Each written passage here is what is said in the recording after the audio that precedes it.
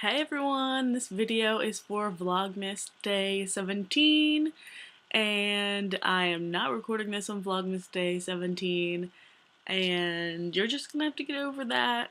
And I'm recording on my MacBook right now, and I have another video that is currently exporting, and that might be making my computer make a lot of noise, and I'm sorry if that is distracting. And I'm also like raising it up with books and stuff, so it isn't super stable. Let me see. That's a little better. But it's not super stable, and I'm sorry if it moves around a little bit. And yes, if you were questioning the sweater, it is a Broncos Christmas sweater. I love it. So yeah. 10 books that have changed my life. That's what I'm doing for this video. So enjoy!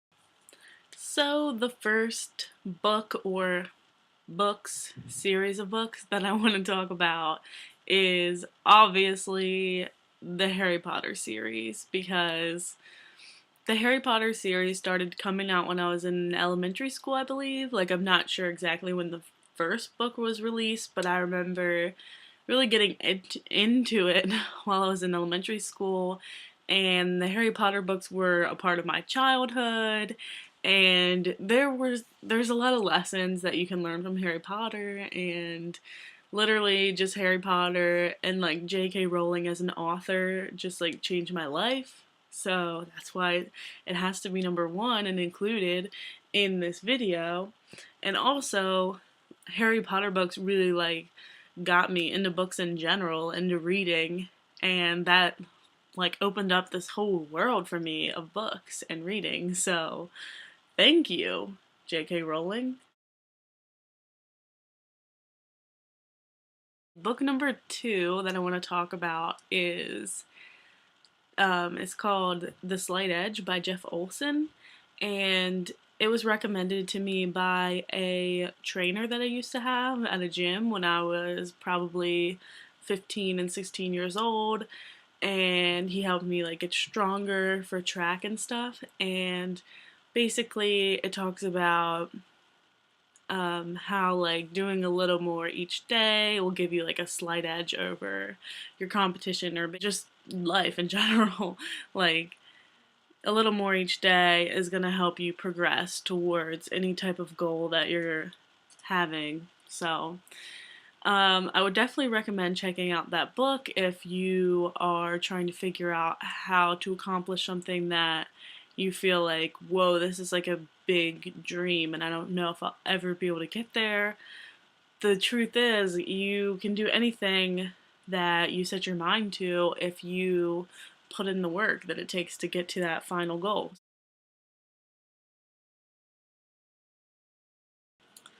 The third book that I want to include on my list of books is The Perks of Being a Wallflower by Stephen Chbosky. I think that's how you pronounce it.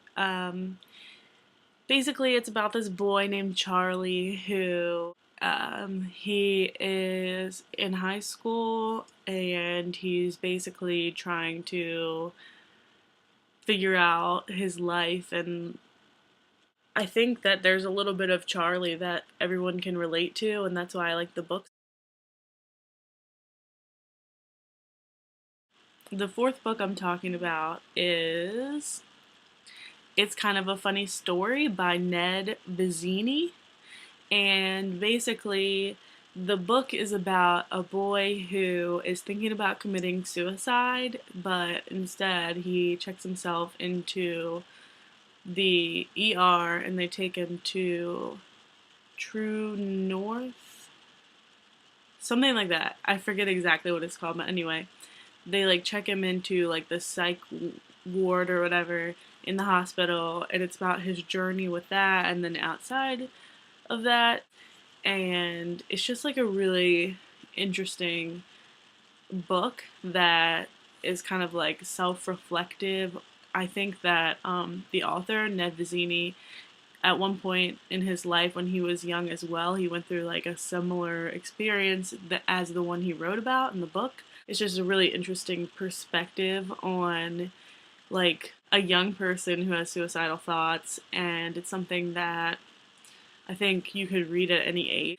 And also, what's kind of sad is Ned Vizzini is actually passed away and he committed suicide. So I kind of want to write a book similar to this book. That sounds weird, but I want to write a book kind of as an homage to Ned Vizzini because this book, like, means a lot to me and it literally did change my life. So, like, I want to do something in his honor. The fifth book I want to talk about is No Limits by Michael Phelps. It was just like really inspiring, and I just have a lot more respect for Michael Phelps as a person and as an athlete. Michael Phelps, as a lot of people know, has had a lot of situations in his lifetime where they've been like controversial, and you would think that they wouldn't write about that in the book, but they wrote about the ones that happened before the book was published, and it was touched on in the book, so they didn't just avoid like the sticky situations whenever they were writing the book. So that's really cool. It just changed my life, and I was super inspired that summer, and it made me want to go work out and stuff, so I can't ask for more than that. Book number 6 that I'm talking about is The Cuckoo. I don't know how you would say it. The Cuckoo's Calling or The Cuckoo's Calling, however you want to say it, by Robert Galbraith, which is actually, I'm pretty sure, a pen name for J.K. Rowling. I don't want to say that it changed like the course of my life or anything, but it definitely like expanded my mind further than what it was before I read that book, and then it also was like my life during the period of time when I was reading it. It's just a really good book. The seventh book I want to talk about is A Long Walk to Freedom by Nelson Mandela, and it's Nelson Mandela's autobiography. So I would recommend reading A Long Walk to Freedom by Nelson Mandela if you want to read about Nelson Mandela and his life, because it is more inclusive and like in depth and accurate than any other biography that is written about him. Nelson Mandela was an amazing man, and if you read about his life, you will learn things that you just had no idea that he went through, and it'll probably kind of like just blow your mind. So, yeah.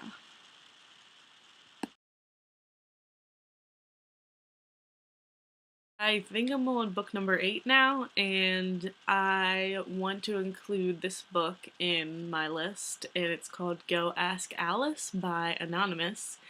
And I read this book in middle school, and thinking back about it now, it had some like heavy themes in it. Like talks about like drugs and stuff, and it's just like really weird because when you think back, you're like, oh, I was so innocent in middle school, but clearly I was reading a book that was talking about like drug use and stuff.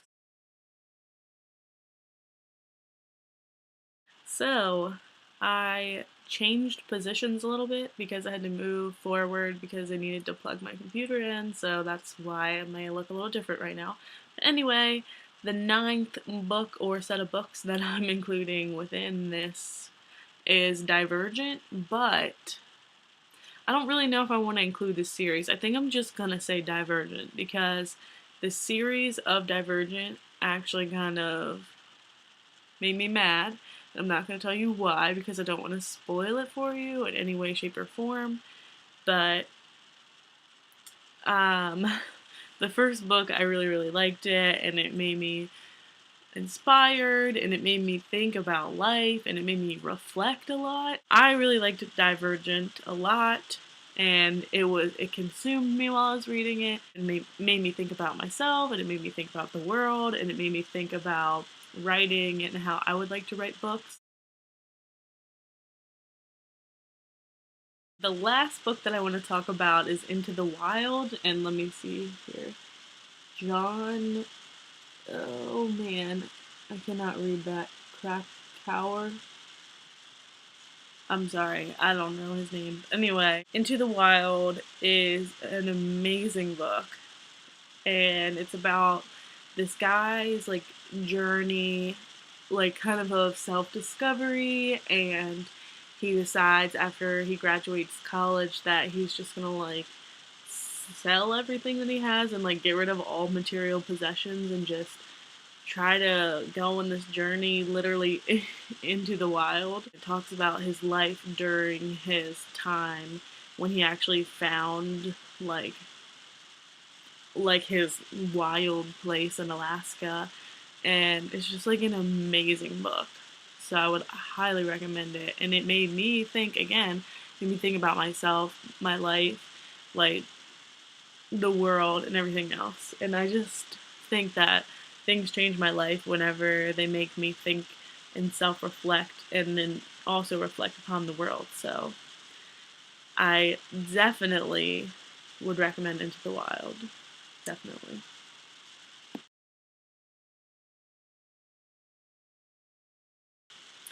So those are the 10 books that have changed my life in some way, shape, or form. And hopefully you guys enjoyed watching this rather than like a normal vlog. I'm sorry I didn't get a normal vlog for day 17, but it just didn't. And I thought this would be a really cool video to make, so I just made it. Anyway, see you tomorrow. Bye!